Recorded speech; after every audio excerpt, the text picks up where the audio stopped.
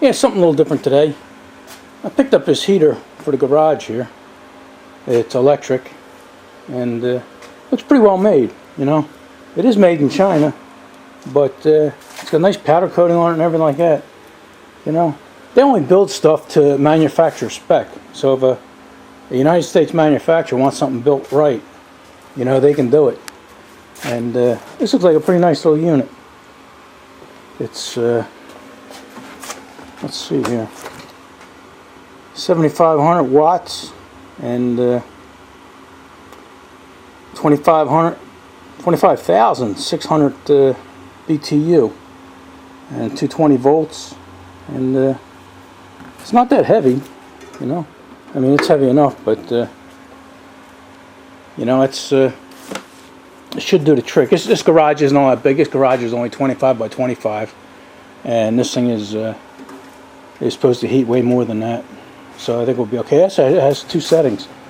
You can put it on low setting, 6,200 watts, 21,300 BTU. So I think it'll be okay. What I've been using is this heater here. I've been using this for years, you know, the ceramic gas heater and stuff. And it works okay, it works great, but you can see like the black around there and everything. It doesn't burn as clean as it used to.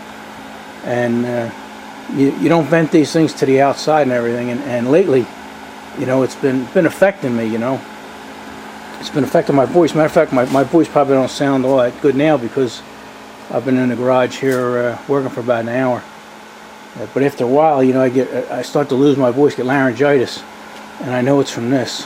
You know, I don't know how you clean them. You know, I've blown it out, and other than that, you know, you can see the middle one seems to be burning a little better than the rest of them. So I don't know. I'm not gonna get rid of that. You know, it's a good gas heater. Like I say, it works great and heats this place up. But you know, you walk by it, and you know, you're getting that blast of heat, and every time you go to come in and out the garage, you know, you're right here. So I figured, what the heck, you know, I picked this up, and they're not that expensive. You know, I got it from Northern Hydraulic. Well, I don't know what they call it now, but you know, they go on sale once a year, and you save yourself about $40, and that covers the shipping and tax. So it's well worth the price.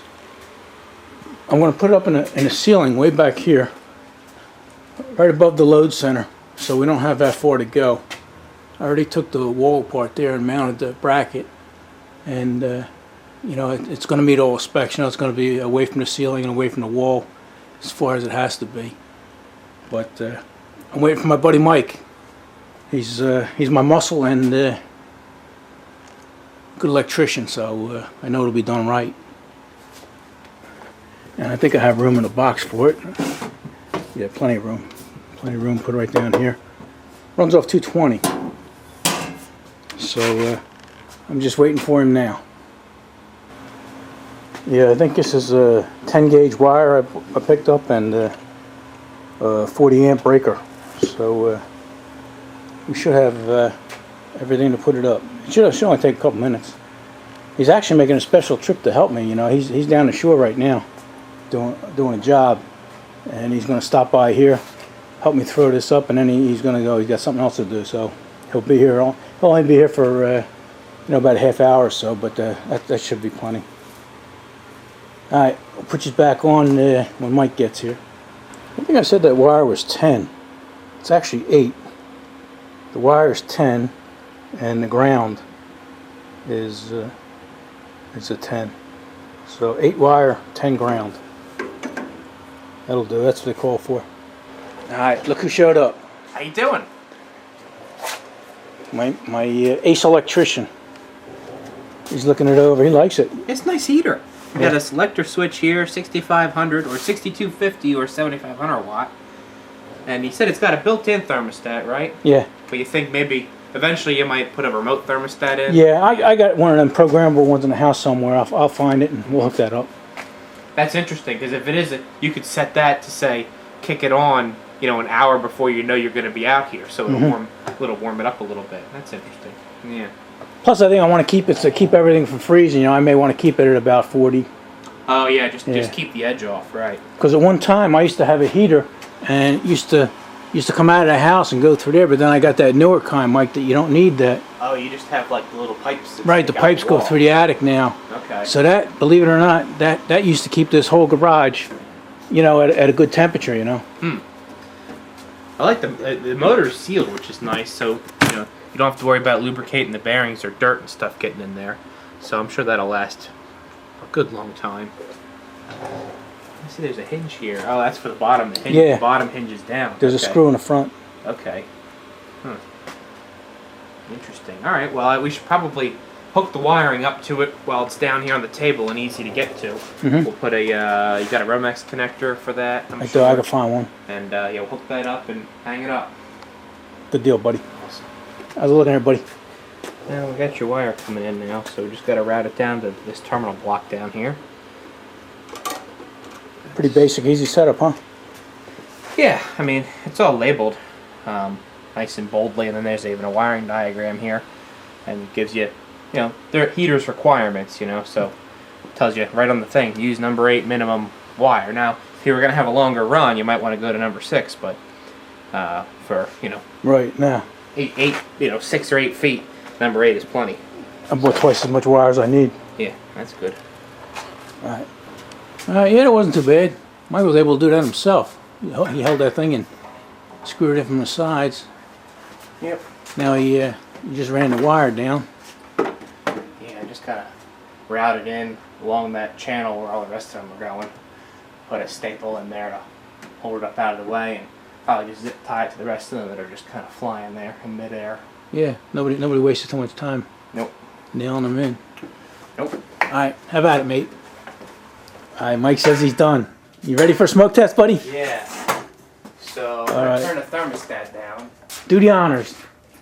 That should be off. So we'll close the breaker. Oh, you got an indicator light that says Huh. it's powered up. Okay. I wonder if my lens is dirty because I'm shining up to that light there, and it looks like it's smoky in here. Yeah. All right. Let's see. It's a big contactor in there. Whew! I heard that. Yeah. Sounds like a good fan. Yeah. Loud. It's moving quite a bit. I know. I can feel it over here. Can you? Yeah. I feel the heat already. Huh. I smell it. Oh, you're burning the new off of it. Yeah. You'll have to get where's your thermometer at? Oh, there it is. There's one right in front of your face. Oh yeah. Sorry about that. Hang on. Hang on. Alright, the old thermometer on the wall there says 60. We just turned it on. That one does anyway. It's just a hair over 60. And let's go. Whoa! Whoa. Sorry, buddy. And didn't see you sneaking up on me. And this one back here says 62. So they're both pretty close.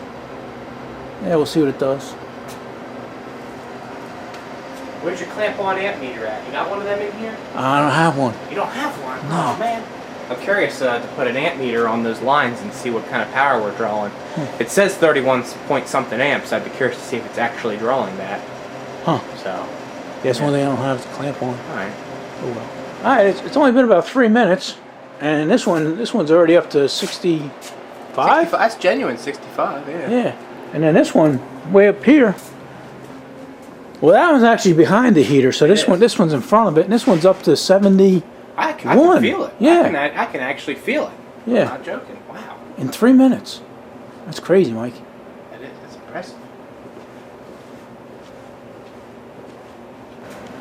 All right. It's been 10 minutes, and what we got down here, Mike? We're 70. 70. You know, up there it's close to 80, because this is where it's blowing. You know, that fan is so good, Mike. I don't know if you've seen it, but my lanterns are swaying. Huh. Look at them. Look at that one over there. Hurricane force winds. Yeah. But look at this.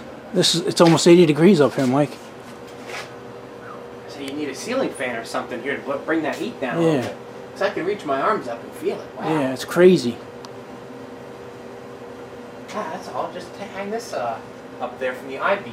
This little fan. All right. It seems like leveled at 80, Mike. Jeez, we don't want it 80 degrees in here. No. We're sweating our crunchies off. That's Alright. impressive. That is. And that's accurate too. Let's see what the one behind it is. That creep up at all? Yeah, about 72. And also, these garage doors aren't insulated. That's the only thing that ain't insulated in this garage. And I think I might insulate them. But there you go. Thanks a lot, buddy. Yeah, no You problem. might have saved my life. Yeah, we don't want you breathing down those natural gas fumes. Carbon monoxide would kill you. Yep. Alright, well there you go, Tubes. It's going to be a quick video, but we'll let you know how this thing holds up. So far, it's doing great. I mean, it's not really that cold out. You know, what is it, about 40, 45? Yeah. So, But heck, it's gonna take the edge off for sure. right. You don't have Well, to I'm always wait going to leave it park on. Yeah, I'm going to Yeah. leave it to set at 40. So, Yeah. all right. Well, there you go.